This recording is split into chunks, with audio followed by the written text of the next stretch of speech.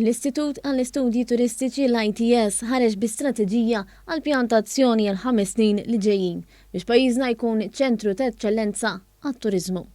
Dan tħabbar f'konferenza tal-aħbarijiet fil-bini tal-ITS fejn fl-aħħar 5 snin ram għal 500 student jigradwa.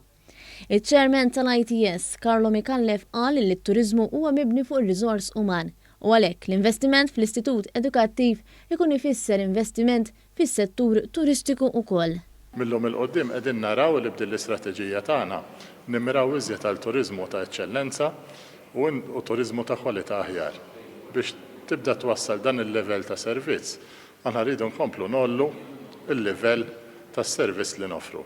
Il-kap eżekuttiv tal-ITS, Pierre Fenek, qal li fi żmien li ġej is-settur turistiku madwar id-dinja se jkun aktar kompetittiv u għalhekk l-istitut qed jipprepara biex anke pajjiżna joffri prodott turistiku tal-ogħla livell. Aħna ninvestu fil-innovazzjoni u fil-kreattività u din nistgħu nagħmluha biss billi aħna ninvestu iktar flus fir-riċerka, nofru opportunitajiet li żgħażagħ tagħna li jistgħu mhux biss imorru jaħdmu imma wkoll huma stess joħolqu business concepts ġodda biex is-settur tat-turiżmu joffri dejjem prodott aħjar milli kien joffri qabel.